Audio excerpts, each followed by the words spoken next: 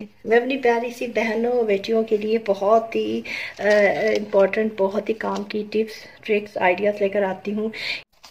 ढेर सारे बारीक प्याज घंटों के बजाय मिनटों में छुरी के बगैर कैसे काटे जाएं? कुकिंग करते वक्त ऐसा क्या तरीका किया जाए कि वक्त और गैस दोनों की बचत हो?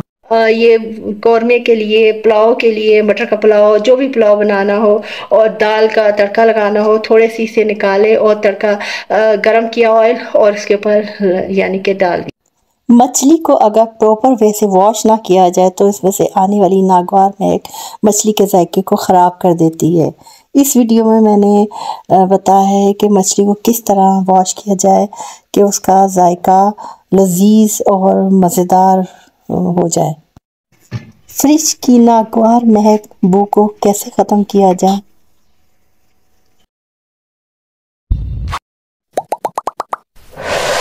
हेलो, अस्सलाम वालेकुम my YouTube family. Welcome to my YouTube channel families cooking and kitchen hacks.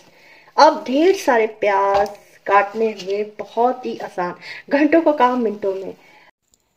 Fridge का दरवाज़ा जैसे ही खोलें, अगर इसमें से नागवार महक बू आए तो इसे किस तरह दूर किया जाए। इस वीडियो में बहुत अच्छा आइडिया और अच्छी टिप आपको बता रही हूँ जो यकीनन आपको भी पसंद आएगी और आपके काम भी आएगी।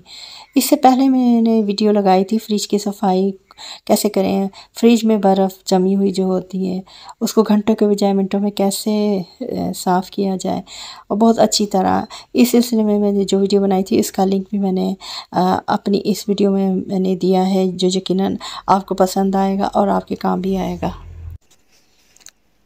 इसके लिए आपने बेकिंग सोडा लेना है, खाली बोतल लेनी है, कोई भी छोटी सी, एक बड़ा सा कील लेना है, प्लास लेना है।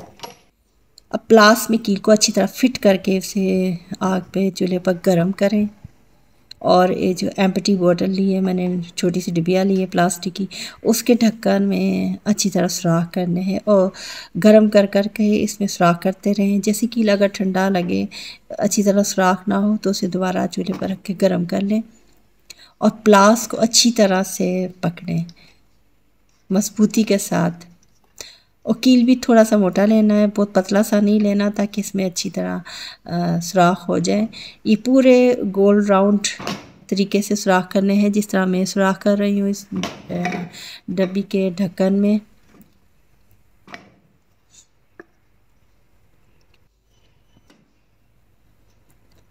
इस तरह पूरे राउंड ऊपर जितना बड़ा ढक्कन होता है उसमें सब में राउंड में मैंने सुराख कर लिए हैं। अब ये डब्बी है, इसमें भी मैंने हाफ में मैंने सुराख करने हैं।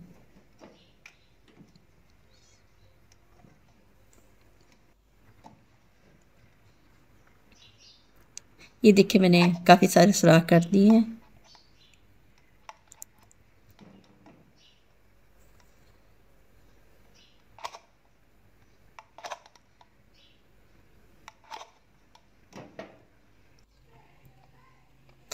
ये देखिए कितनी अच्छी तरह सुराख हो गए हैं ढक्कन पर भी और प्लास्टिक की बोतल में भी हो गए हैं ये सुराख। अब इसमें मैंने बेकिंग सोडा जो लिया है, बेकिंग सोडा को इसके अंदर मैंने डालना है। आधा लेना है, हाफ बोतल, क्योंकि ऊपर से जो बोतल में सुराख किए हुए हैं। इसके ढक्कन को अच्छी तरह मजबूती से बंद करके इसे फ्रिज में रख दें। इस तरह फ्रिज में नागवार महक नहीं आएगी।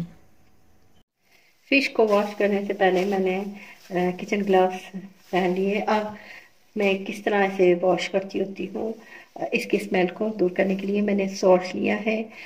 फिश के हिसाब से लिया, मैं फिंगर फिश बना रही हूँ उसके हिसाब से मैंने सॉल्ट लिया है। ये सॉल्ट में इसके ऊपर ऐसे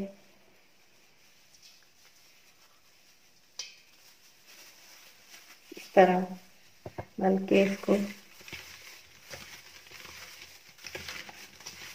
इस तरह बहुत टेस्टी ये बनती है फिश। इसकी जो स्मेल होती है वो भी ख़त्म हो जाती है। चाहे फ्रेश फिश लें आप, चाहे फ्रीज की हुई फिश हो, उसे आप इसी तरह करें। इसे सॉल्ट लगा के 5 मिनट के लिए मैं इसे रख दूँ। ये 5 मिनट हो गए हैं। अब मैं इसे वॉश कर रही हूँ। इसको किसी भी छानने में डाल दें और ऊपर से इसको फ्लो करें पानी को बहुत अच्छी तरह। इसका ना सॉल्ट निकाल देना है, सारा निकाल कर सॉल्ट फ्री कर दें इसको। इसका पानी सारा निकल गया है, ड्राई हो गई है। अब इसे मैं दोबारा किसी दूसरे बर्तन में शिफ्ट कर दूँगी। अब इसको मज़ीद इसको अच्छा बनाने के लिए इसकी स्मेल बिल्कुल स्मेल नहीं आएगी। मैं ये आटा होता है इससे इसे वॉश करती होती है। इसको अच्छी तरह मल के ऐसे आटा थोड़ा सा ऊपर लगा दे, ऐसे करके हल्का हल्का हल्का हल्का। फिर इसे अब इसको हल्के हाथ से ऐसे ऐसे करना है। ज़्यादा सख्त हाथों से नहीं करना क्योंकि ये सॉफ्ट मछली होती है। ये ऐसे ऐसे करके बस हल्के हाथों से चले, ऐसे करके इसकी सारी स्मेल ख़त्म हो जाएगी। इस तरह करने से ये बहुत सॉफ्ट मछली है, फिंगर फिश है, तो इसलिए कोशिश करें कि हल्के हाथों से इसको। अब इसको पानी से वॉश करना, नीचे खाना दोबारा रख लें और अच्छी तरह इतना वॉश करें कि इसका सारा आटा है वो निकल जाए। आटा फिश को बहुत अच्छा साफ करता है, इसकी स्मेल को दूर करता है, स्मेल फ्री हो जाती है। ये फिश ना बहुत मज़े की बनती है। अगर फिश खाते हुए आप चाहे जितने मसाले भी इस तरह लगाएं, जो भी लगन, अगर फिश में स्मेल थोड़ी रह जाएगी, उसको प्रॉपर वॉश ना किया जाए तो फिर वो मज़े की नहीं लगती। स्मेल आए जिस चीज़ गोश्त में, वो जायके का, चाहे मसाले जितने भी हो, वो मज़े का नहीं लगते। इसलिए इस तरह करने से फिश बहुत ही मज़े की जायके वाली पड़ती है। ये सारा देखें मैंने उतार दिया आटा, इसमें बिल्कुल भी नहीं रहने देना।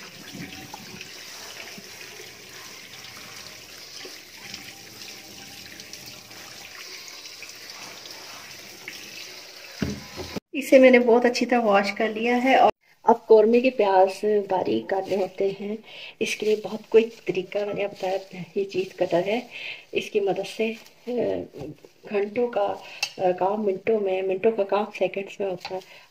ये मेरा अपना पुराना बहुत पुराना अपना पर्सनल तरीका है। मेरे पास चीज़ कटर रखा होता है।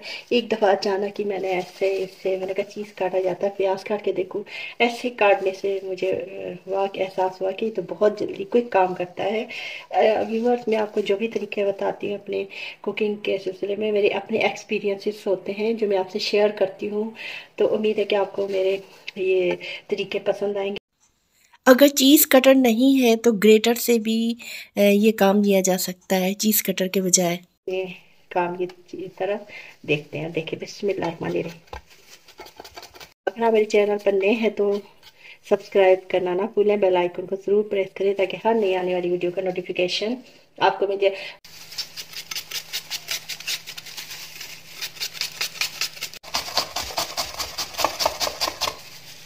आप देख सकते हैं कि कितने बारीक प्याज ये काटे। ये देखिए, ऐसे प्याज हाथ के ज़रिए नहीं कट सकते। अब मेरे चूँकि कौरमे के बनाने हैं, फ्राई करने हैं, तो इसलिए मैं ये इलायचियाँ भी डाल दूँगी ताकि इलायचियाँ भी इसके साथ फ्राई होंगी तो बहुत मज़े का जायका इनका हो जाता है। अब इसमें मैं ये सारे प्याज डाल दूँगी। अब गोल्डन फ्राई करना है। ये देखिए कितनी जल्दी से ये फ्राई हो रहे हैं। बारीक थे ना, बारीक होने की वजह से बहुत जल्दी फ्राई है, चंद मिनट के अंदर ही फ्राई होता है। अब चूल्हे को बंद करते हैं। बंद करके इसको ऐसे खड़ा करना है, इस तरह डेगची को सहारा देना है। ये सारा ऑयल वगैरह सब नीचे आ जाएगा और हमें किसी छानने की भी ज़रूरत नहीं होगी। और ये बड़ा बेहतरीन तरीका, ज़बरदस्त तरीका है। देखिए कितना बारीक प्याज कटा है और बारीक फ्राई हुआ है। आप देख सकते हैं ये बहुत जल्दी इसको जब हम दही में डालकर या ऐसे मैश करेंगे, पीसेंगे इसे, तो बहुत आसानी से ये पीसा जाएगा। कितना बारीक प्याज है ये मेरा बहुत पुराना तजर्बा है, मैं वही आपसे शेयर कर रही हूँ एक्सपीरियंस। इससे आपको बहुत फ़ायदा होगा। आपकी जो कुकिंग का है टाइम वो बच जाएगा। और जो यानी कि बार बार हमें फ्राई करना पड़ता है, गैस का भी खर्च होता है, गैस भी काफ़ी, वो भी उसकी बचत हो जाएगी। एक ही दफ़ा बना के काफ़ी सारे फ्राई करके रख लें। लेकिन कौरमे के अलावा मैं ऐसे करती हूँ कि ये प्याज ऐसे फ्राई करके रख लेती हूँ। मैं आपको बताती हूँ कहाँ इस्तेमाल होते हैं ये जब हमें जल्दी जल्दी कोई चीज़ पकानी होती है, जैसे दाल में तड़का लगाना, ये कौरमे के लिए, पुलाव के लिए, मटर का पुलाव, जो भी पुलाव बनाना हो और दाल का तड़का लगाना हो, थोड़े सी से निकाले और तड़का गरम किया ऑयल और उसके ऊपर यानी कि डाल दिया।